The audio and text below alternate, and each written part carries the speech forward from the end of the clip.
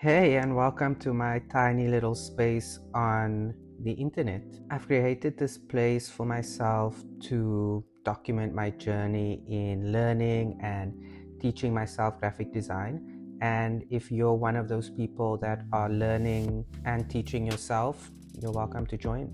I did make a video introducing myself and explaining why I'm doing this and why I'm teaching myself graphic design at this stage of my life, so you're welcome to check it out. But for now, I'll do another quick intro. My name is Lee, and by day, I'm a learning experience designer, so an LXD. And what I do is create learning experiences for those new hires joining the company that I work at. I also have a blog in which I write articles on learning design theories, tools that are necessary in the learning design space, also some soft skills and hard skills that you may need to be in the learning design world.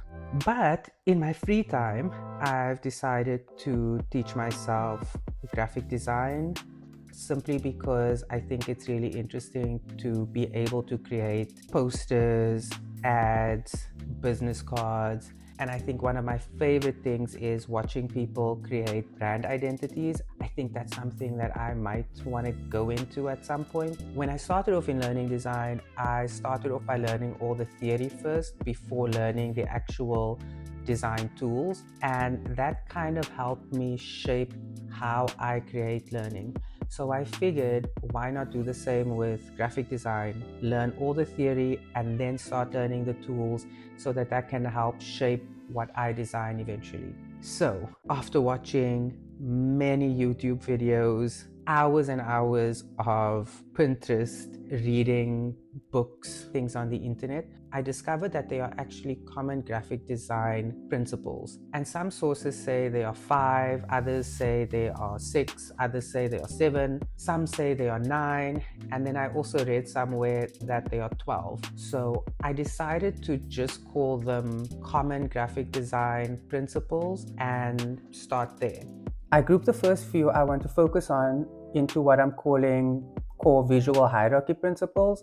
I know that sounds fancy, but actually it's really just number 1, focal point, and that's what grabs your eye first. Number 2, hierarchy, what you would see second, third, and so on. And number 3, which is contrast, and that's what makes something pop or fade into the background. And in this video, I want to start with focal points. So, what is a focal point? I read a definition by graphic designer Michael Beirut, and he says that a focal point in graphic design is an area of emphasis used to attract the viewer's eye and communicate an intended message. The more dominant element will attract the eye and get noticed first, exhibiting some control over the less dominant element.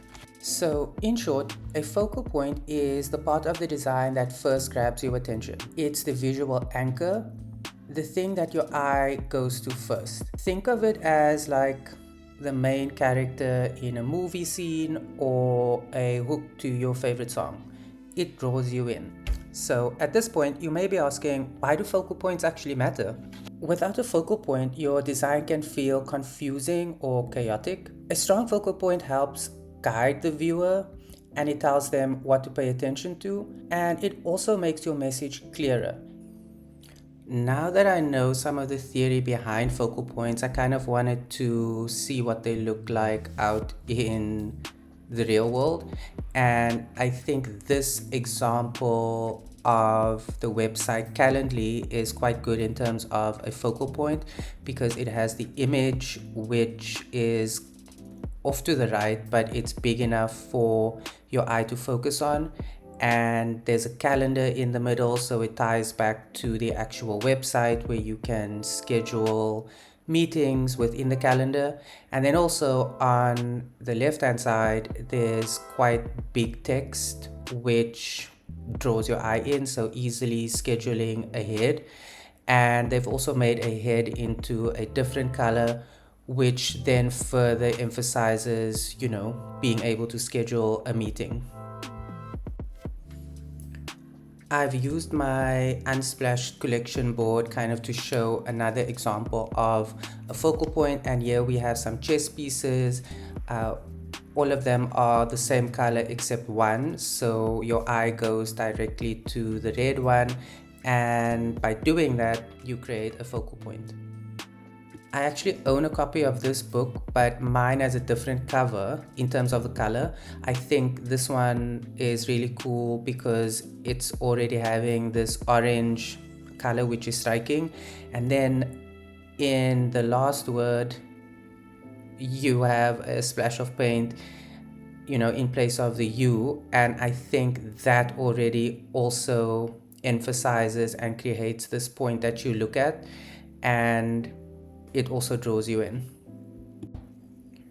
I quite like this image too because you've got a nail polish bottle in the front, but then you have two in the back, and I think by having the two in the back quite clear and crisp, it creates a focal point, and then the one in the front is blurry, so you don't kind of pay attention to that one. At least my eye goes directly to the two in the back.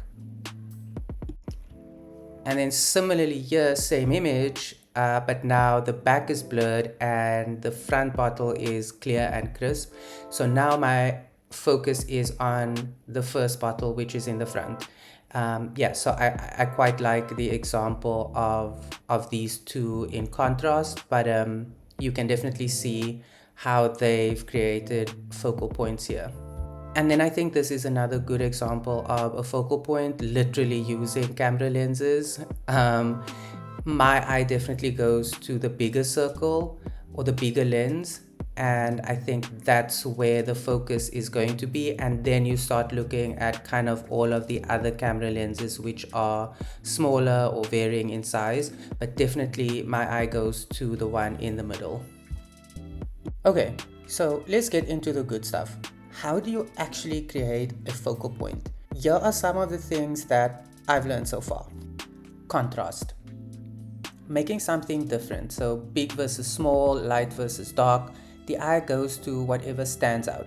And in this case, it's the big square that really stands out. In this one, it's a big square plus it's red, so it makes it stand out even more. And over here, we have 6 squares, and there's one that is red, which really stands out from the rest. Position or placement, it's basically putting something smack in the middle, and it will definitely grab your attention, I'm sure. By moving it around, it also makes the eye go to the new position, which is now in the top right. We then have isolation, and this is basically giving something space. If everything is fighting for attention, like, nothing wins. So in this example, we have some of the circles in one position, and then we have a red one all on its own, and it's being given space from the rest of the elements. So my focus is definitely on the red circle. Next, we have leading lines. Think arrows, curves, or even people looking in a certain direction. Anything that subtly guides the eye. So in this image, there are lines which are guiding us to the circle, which I would like to be the focal point. I don't know how subtle this one really is, but there are literally arrows pointing to the focal point. Lastly, we have typography. So you can basically play around with the font weight, the size, the color. Anybody who knows me knows that I love Mariah Carey. So I've put on some lyrics to one of my favorite songs. And in this example, you can see that all the text to the lyrics are the same. And how you can play around with sizing to create a focal point is by increasing the song title font size and making it bold. And you can even play around with the color, maybe make it hot pink, maybe. But I mean, it's not hot pink in this example, but you could if you wanted to. How else can we create focal points? Well, I'm still learning about this stuff, and both of those belts look the same to me. I'm kidding. But yes, it would be cool if you can drop in the comments what other things we can use to create focal points, because it's true, I'm still learning about this stuff. So why am I starting here exactly? I started with focal points because they show up basically everywhere.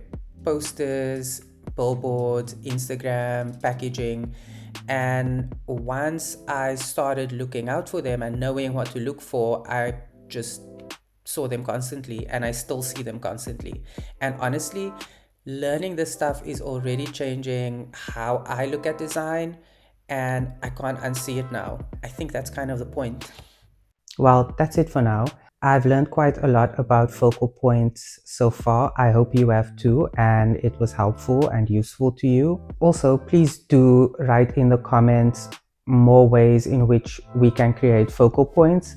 I think it would be very cool to learn together. And in my next video, I'll actually be going out and looking for focal points in the wild while I take one of my morning walks. You're welcome to join. And if you've made it this far, thank you so much for watching. Until next time.